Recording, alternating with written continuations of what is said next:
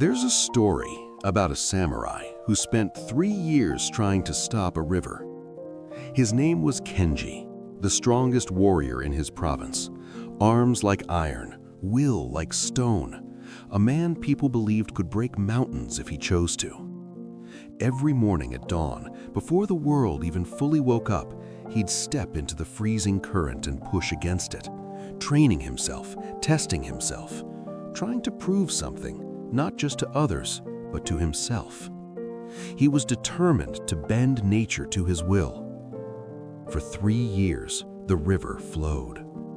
And for 3 years, Kenji struggled. But here's what haunted him for the rest of his life. One morning, he looked up and saw an old monk place a single leaf on the water. Just a leaf, nothing special. And that leaf traveled further in 10 seconds than Kenji had moved in 3 years. You want to know what the monk told him, don't you? Hold that thought, because what happened next will change how you fight every battle in your life. Right now, somewhere in your life, you're pushing against a river. Maybe it's a relationship that refuses to change no matter how hard you try. A career that keeps rejecting you despite your effort. A person who won't love you back the way you love them. A past you replay over and over. A future you keep trying to control. And you keep pushing, and pushing, and pushing. Because that's what you've been taught, isn't it? Work harder, fight harder, force it, make it happen. Winners never quit. But here's what they don't tell you. Sometimes the river wins. Not because you're weak, but because you're fighting something that was never meant to be fought. You've been taught that surrender is weakness, that letting go means failure, that going with the flow means you lack ambition. So you keep struggling, burning energy, wearing yourself down, wondering why life feels like dragging a heavy weight uphill every single day. And the years pass, and you're still pushing. When did being strong start feeling like being tired all the time? When did living become this hard? Let me take you back to Kenji, still standing in that river. 3 years of struggle, 3 years of failure. His pride cracked, his strength wasted on something that would not move. The old monk finally spoke. "Young warrior, why do you fight the river?" Kenji, exhausted, answered, "To prove I'm stronger than nature, to show that will can defeat any obstacle." The monk smiled, not mockingly, but with deep sadness. "You are not stronger than the river. The river doesn't even know you exist. It flows because that is its nature. You struggle because you've forgotten yours." "What is my nature then?" Kenji asked. The monk stepped into the water, but instead of pushing against it, he moved with it. He shifted his weight.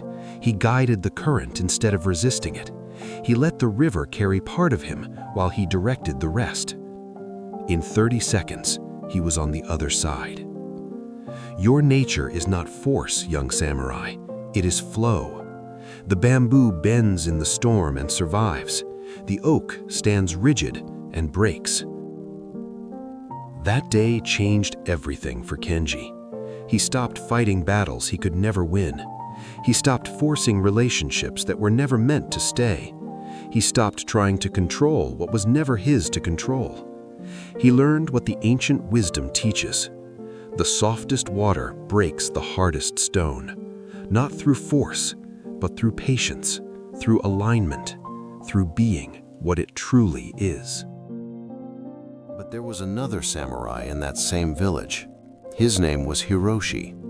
He watched Kenji surrender to the river, and he was disgusted. "Weak," he muttered. "A true warrior bends for nothing." Hiroshi lived by force. When his wife grew distant, he demanded she love him. When his children pulled away, he commanded respect. When his body began to age, he ignored it and trained harder, as if time itself could be defeated. Every door that closed, he tried to kick open.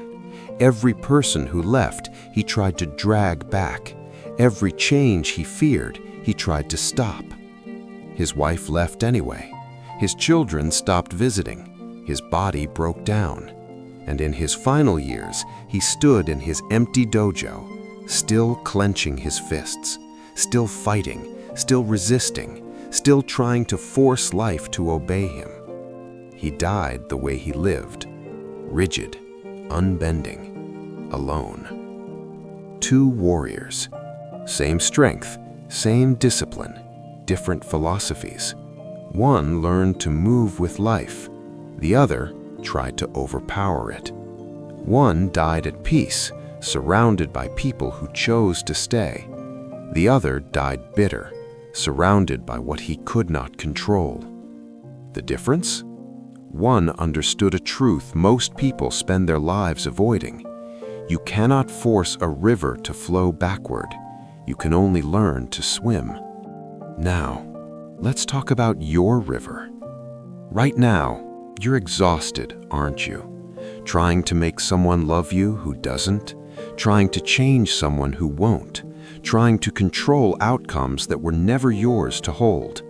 You're trying to be someone you're not because you think that's what success looks like. You're saying yes when everything inside you is screaming no. You're swimming against the current of your own nature because you were told that's what strong people do. And you're drowning. Not because you're weak, but because you're fighting the nature of things. You can't force people to stay. You can't control how others see you. You can't stop time. You can't rewrite the past. You can't guarantee the future. But here's what you can do. You can stop resisting what is. You can release the rope you've been pulling so hard. You can let go of outcomes and focus on actions. You can bend like bamboo instead of breaking like oak. It's not about giving up. It's about moving in the right direction instead of wasting your strength in the wrong one. Knowing when to push, knowing when to pause, knowing when to walk away, knowing when to flow. If you keep fighting your river, you'll spend your whole life exhausted. You'll miss the paths that were already open. You'll lose moments you can never get back. And one day, you'll realize you spent all your energy fighting and never really lived. So tonight, ask yourself, what river am I still trying to fight? And what would happen if you stopped? If this message spoke to you, don't just move on and forget it. Subscribe, because every week we explore how to live with more clarity, less resistance, and far less unnecessary struggle. And drop a wave in the comments if you're ready to stop fighting your river and start flowing with it. Your life gets lighter the moment you stop pushing against what was never meant to be forced.